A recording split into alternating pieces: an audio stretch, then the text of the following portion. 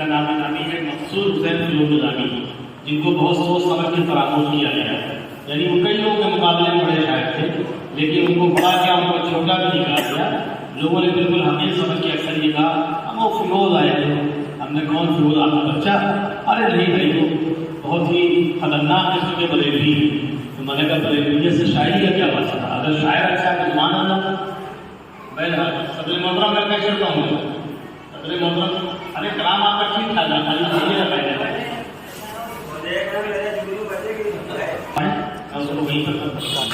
یہ ہے فیروز نظامی کی اصول. اس کا عنوان ہے فیروز نظامی داماد جاذب صاحب ہر وقت مذاق. سچ ہے لکھنؤ میں اب وہ ادبی فضا نہیں ہے، وہ طور طریق وہ رہن سہن اور وہ اصول و ضوابط بھی نہیں کہ جن کے لیے لکھنؤ دنیا میں مشہور تھا. لیکن یہ بھی حقیقت ہے کہ یہاں جو فصلیں حال ہی صحیح برقرار ہیں وہ بھی اپنی دوسری جگہوں پر معصوم ہیں. تمام زمانے میں اکثر اس لیے دنیا میں جہاں اس کی تہذیب و شائستگی، نفاست و اخلاق، محبت و وفاداری کا ذکر ہوتا ہے، وہیں کچھ باتوں پر دنیا میں ہوتی ہے. اس کے باوجود یہاں کی آب و ہوا میں وہ تاثیر ہے کہ یہاں آنے والا یہیں کا ہوتا جاتا ہے. وہ چاہ کر بھی لکھنؤ اور لکھنؤ والوں کو فراموش نہیں کر پاتا. کچھ ایسا ہی ربائی کی دنیا کا بے مثال تھا استاد الشعراء حضرت فیروز نظامی کے ساتھ بھی ہوا. وہ 1934 میں اپنے وطن بریلی سے فکر معاش میں لکھنؤ آئے. وہ یہیں کے ہو رہے تھے. ابتداءً بڑے پیمانے پر گھڑی کا کاروبار کیا. کاروبار چمکا بھی، مگر جسے شاعری کا روگ لگ جائے وہ کام کا رہتا ہی کرتا. شاعری کے جراثیم جو ورثے میں ملے تھے وہ لکھنؤ کی خوشگوار ادبی فضا میں اور توانا ہو گئے. 1936 میں فیروز نظامی نے باقاعدہ مصور اجم علامہ عبدالقادر عاصی کی شاگردی اختیار کر لی، جبکہ ان سے قبل وہ اپنے والد حاجی عزیز حسین عزیز بریلوی سے اصلاح کیا کرتے تھے. فیروز نظامی نظریاتی اعتبار سے علامہ مشرقی اور ان کی خاصات تحریک سے بے حد متاثر تھے. بعد میں یہ وابستگی اس حد تک بڑھی کہ پھر لکھنؤ میں سالار ادارہ ہوئے.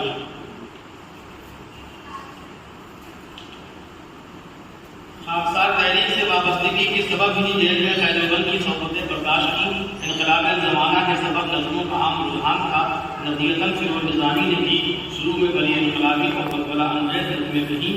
ان کی نظم مسلح، فتنہ جبکدہ، گجرا، مزدور، عورت اور فٹبال پڑھنے سے تعلق رکھتی ہے. بلا مبالغہ علامہ عبدالقادر عاصی کی تربیت اور نظر کرم نے ان کی صلاحیتوں کو نکھارا اور سنوارا. عاصی صاحب سے وہ شاعری کے علاوہ بھی بہت سی خوبیوں سے متصف تھے.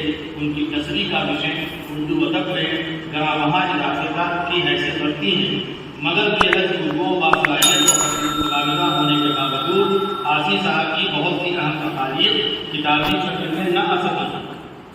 ان کے شاگرد فیروز نظامی بھی سوئی اور بردستی کی دولت سے معلومات ہونے کے باوجود کتابی شکل میں کوئی کارنامہ انجام نہ دے سکے. فیروز نظامی نے اپنے شوق و ذوق، ذہانت اور لگن سے صرف ربائی میں ملکہ حاصل کیا. اگر صرف رباعیات کی تعداد کی میزان بنا کر موازنہ کیا جائے تو ہندوستان میں شاید ہی دو ایک لوگ ان کی مد مقابل نظر آئے. فیروز نظامی نے ان کو تمام اسلام سفر میں حبا آزمائی کی اور متاثر کیا، مگر ایسے ربائی کو جہاں لوگوں سے غزلوں کی فرمائش ہوتی وہاں فیروز نظامی سے اصرار ہوتا کہ آپ ربائی سنائیں. ربائی کی شناخت بنی تو انہوں نے بھی ربائی کو اڑنا کا سونا بنا لیا. وادی شعری اور ادبی محافل میں عموماً انہیں رباعیات پڑھتے ہی دیکھا اور سنا گیا، جبکہ انہوں نے غزل و نظم، حمد و نعت، ہدیے جو دوہے بھی کہے ہیں نیز اس صنف میں انہیں دیکھیے. ان کا لہجہ ایک موبائل سے بات غزل کی ہو، نظم ربائی کی یا کسی اور صنف کی، فیروز نظامی کا جادو ہر جگہ چلتا ہے. نیز ابتدائی عمل میں انہیں شعراء کی نکال کر بہت بلند مقام پر فائدہ کیا تھا. اب مجھے ربائی نہیں پڑھنا ہے لیکن ان کے شعر ضرور سناؤں گا. کوئی سب مل جائے یا پیر اٹھا کے بنے شعر سماعت کرنا. بات اختراعی عمل سے چل رہی ہے تو ثبوت کے طور پر ٹھوس حوالے بھی ہونے چاہیے. دراصل زبان بیان میں شدت القدرت کے ساتھ الفاظ بولنے کا سلیقہ شاعر ہی بتاتا ہے. کوئی کیسا ہی بڑا نقاش فن ہو مگر وہ نثر میں چراغ ہو نہیں سکتا.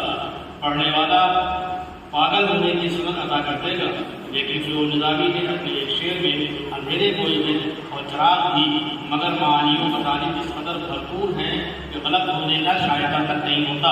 شیخ سماعت فرمائیں، یہ دیکھنا ہے کہ اب فصل کس کی اگتی ہے، یہ دیکھنا ہے کہ اب فصل کس کی اگتی ہے، اندھیرے کھلنے تو ہم نے چراغ ہوئے ہیں۔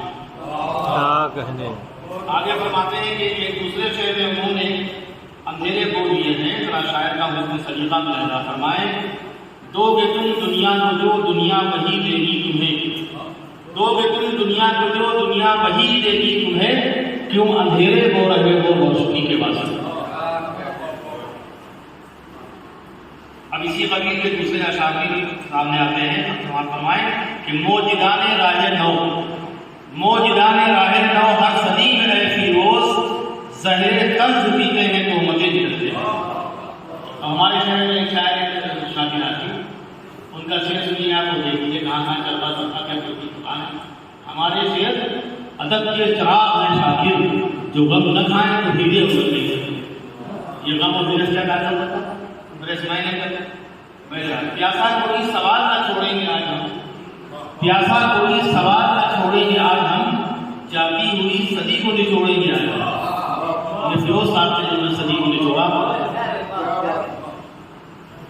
پیاسا کوئی سوال نہ چھوڑیں گے آج ہم، جاتی ہوئی صدی کو نچوڑیں گے آج ہم۔ اور فرماتے ہیں کہ اٹھ اور اٹھ کے پوری کتابوں کا شہد پی، اس شہد نے مجھے بڑی روشن نگاہی دی۔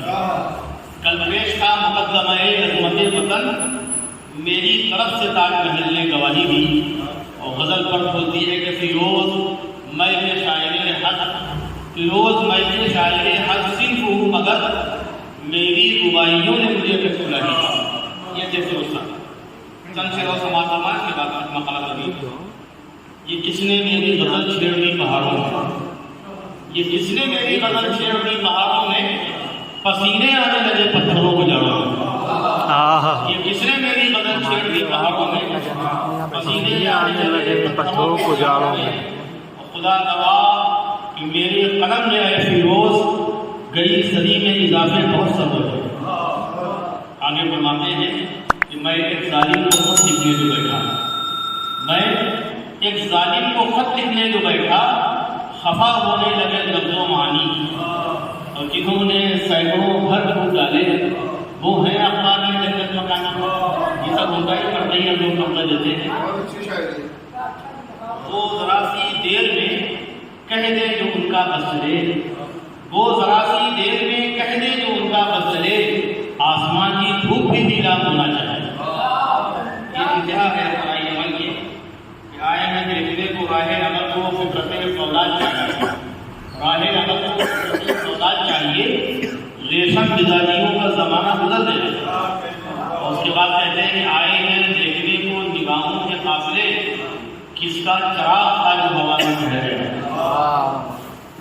اللہ مجھے کی شرارت نوازیاں ایسا لگا کہ جیسے کلیجہ ختم نہیں تھا۔ اسی قدر مقالہ اور ہے لیکن آپ کو امتحان مطلع نہیں کرنا ہے۔ ایک دشمن اردو نے زبان کھولی، اردو کی مخالفت میں اردو کی، اور ہوتا اور بھی یہ ہے دیکھنے کا شوق آتے آ گیا ہے، اور اردو کی تمام روایاں یاد ہیں۔ یہ اچھی شاعری کا پیغام ہے۔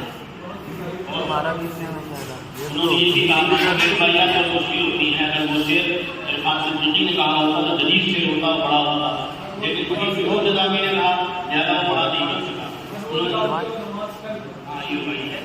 انہوں نے کہا اپنی ایک ربائی میں معکوس افاقہ نہیں دیکھا جاتا، معکوس افاقہ نہیں دیکھا جاتا، ویران علاقہ نہیں دیکھا جاتا، بے چین ہے دل کوچے حضرت کے لیے، بے چین ہے دل کوچے حضرت کے لیے، اب آنکھ کا فاقہ نہیں دیکھا جاتا۔ پورے دنیا اگر ہم نے کہیں آنکھ کا فاقہ نہیں دیکھا، ان کی آنکھیں فاقہ کرتی نہیں، نہ وہ حج کر پائے نہ عمرہ کر پائے، دنیا سے سب ہو گئے، سلوک بہتر ہوگا